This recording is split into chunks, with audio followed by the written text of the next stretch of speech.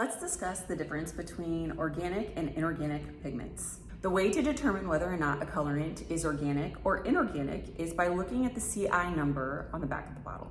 Every colorant is identified by a CI number. If that CI number is above 77000, it's inorganic. If it is below 77000, it's organic.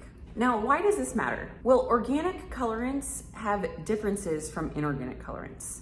One main difference is that the particle size is much smaller in organic colorants and larger in inorganic colorants. The reason this matters is because the particle size being small makes the pigment much easier to implant in the skin. Therefore, it's easier to oversaturate or maybe make a mistake.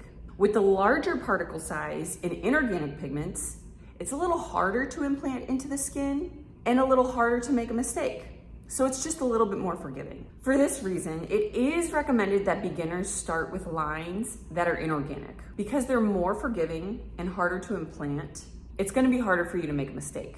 Another major difference is that because of the particle size, organic pigments are going to last much longer in the skin. Because the particles are so small, the body does not pull and break them apart as easily. Because inorganic pigments have a larger particle size, the body can kind of break them down and flush them out. That's just another reason for beginners to use lines that lean inorganic. Now, I say lean organic because most pigments are a hybrid. They are a mixture of organic and inorganic pigments. For instance, Tina Davies' Fade line is mostly inorganic, but there are some organic pigments in there. Another example is Girls Inc. Lee Aqua line. It leans inorganic. So this Tina Davies set that we've shown you in a previous video leans organic. It is a hybrid line, but there are more organic colorants in there than inorganic. Another difference between organic versus inorganic colorants is that organic colorants tend to fade ashy over time, and inorganic colorants tend to fade more red or warm over time.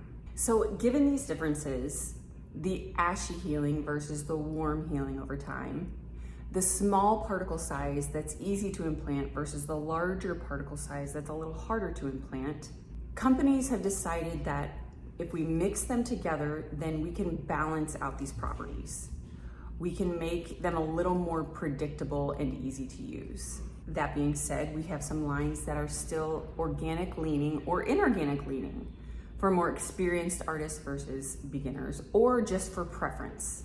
Now, that's just the tip of the iceberg when it comes to organic versus inorganic colorants. But hopefully that gives you a little bit of a foundation of understanding the difference between the two and why we use both of them.